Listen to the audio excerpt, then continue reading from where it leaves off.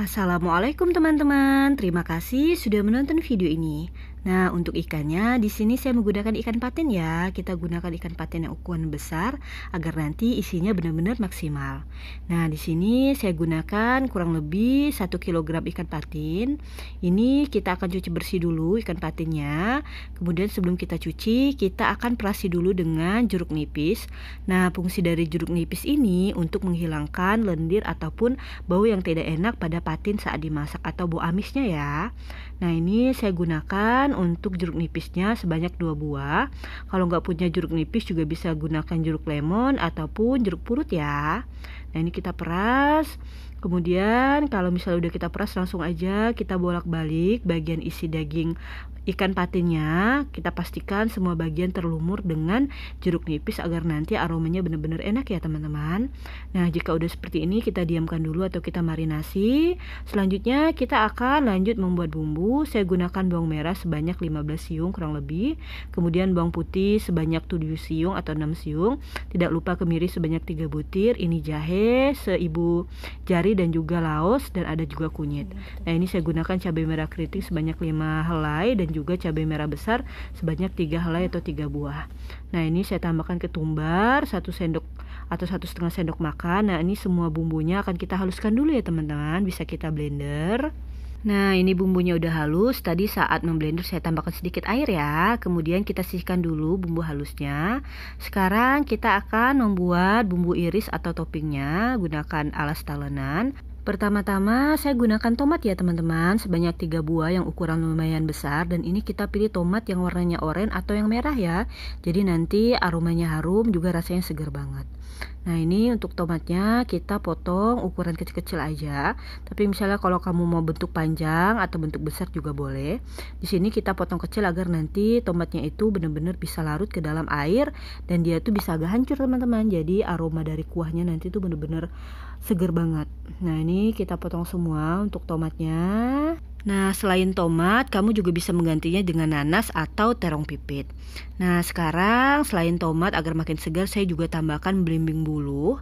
Nah, belimbing bulu ini kita ukuran besar, tapi kita potong besar-besar seperti ini ya. Jadi cukup dibelah 2. Kalau kamu nggak punya stok belimbing bulu, kamu bisa menggantinya dengan asam jawa ya teman-teman. Nanti dilarutkan dengan air.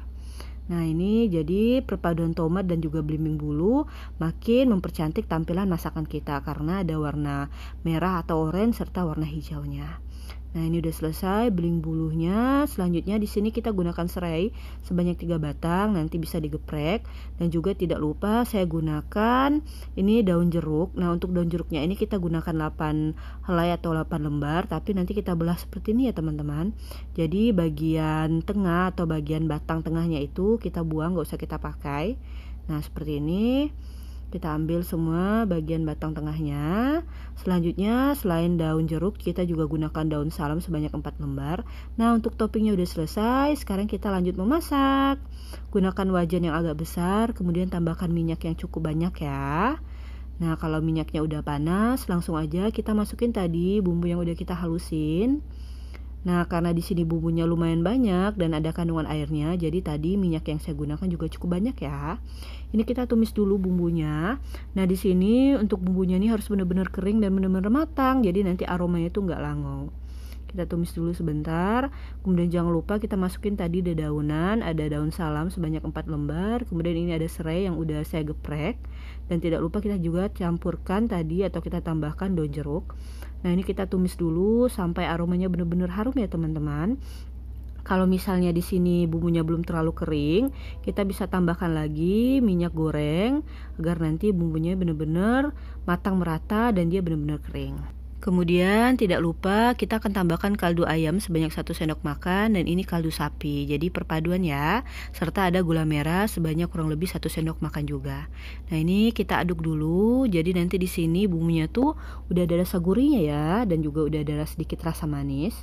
Kita tumis dulu sampai benar-benar kering dan matang bumbunya. Nah, jika udah mulai kering dan matang, kita masukin tadi topping, ada tomat dan juga belimbing bulu. Nah, kalau misalnya kamu gak punya stok tomat atau belimbing bulu, kamu bisa menggantinya dengan nanas atau terong pipit. Intinya rasanya tuh bener-bener segar dan juga ada asam-asamnya. atau juga bisa pakai gunakan asam jawa ya. Nah ini bumbunya udah matang, langsung kita susun tadi daging ikan patin yang sudah kita marinasi, kemudian kita cuci bersih ya. Jadi udah nggak ada lagi kandungan jeruk nipis pada ikan patinnya. Ikan patinnya tetap segar. Nah ini kita susun semuanya. Kemudian saya tambahkan sedikit air, kurang lebih 200 ml air kita tambahkan dulu. Nah ini kita boleh aduk-aduk dulu bagian bawahnya agar nggak hangus ya, karena tadi bumbunya udah kering banget. Nah ini kita aduk-aduk dulu agar airnya juga menyebar ya, toppingnya juga tidak berkumpul pada satu titik. Nah ini karena belum semua ikan patin saya masukkan, masih ada 2 potong. Nah ini kita masukin semuanya, kemudian kita tambahin lagi air. Nah untuk penggunaan air kurang lebih di sini 500 sampai 800 ml ya, tergantung. Kalau misalnya kamu pingin banyak kuahnya, kamu bisa tambahin lebih banyak. Tapi kalau misalnya kamu pingin kental dan agak kering, kamu cukup tambahkan 500 ml aja airnya. Nah ini kita aduk-aduk dulu bagian bawahnya, tapi nggak usah terlalu keras. Dan kalau bisa gunakan spatula yang lembut ya, agar nanti dagingnya juga nggak hancur. Karena di sini dagingnya tuh udah mulai setengah matang. Tadi kan kita udah cuci dengan jeruk nipis. Jadi fungsi jeruk nipis itu selain menghilangkan bau yang tidak sedap, juga dapat sedikit mematangkan daging. Nah ini kita pastikan semua bagiannya mulai terendam. Nah kalau misalnya ada yang masih belum terendam atau belum basah dengan kuah, kita bisa celupkan dulu.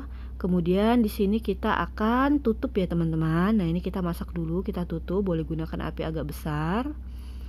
Nah kita biarkan. Nah ini udah sekitar 5-10 menit kita buka, airnya udah benar-benar mendidih. Nah seperti ini ya, udah mulai sedikit berkurang dan mendidih. Di sini saya sengaja banyakin kuahnya karena orang rumah sedang makan berkuah. Jadi ini kuahnya tuh seger banget, aromanya benar-benar harum teman-teman.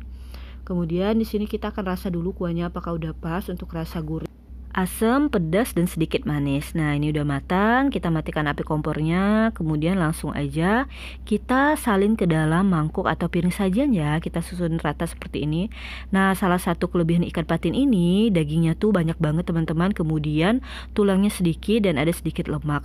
Rasanya tuh bener-bener enak ya teman-teman, segar. Apalagi kalau kita membeli patin yang masih hidup. Nah selain ikan patin, kamu juga bisa gunakan ikan lain, yang penting banyak isinya, seperti ikan mayung, ikan tongkol, kemudian ikan pari atau ikan tenggiri. Nah ini bagian kuah dan toppingnya bisa kita siramkan di bagian atasnya agar tampilannya semakin menarik.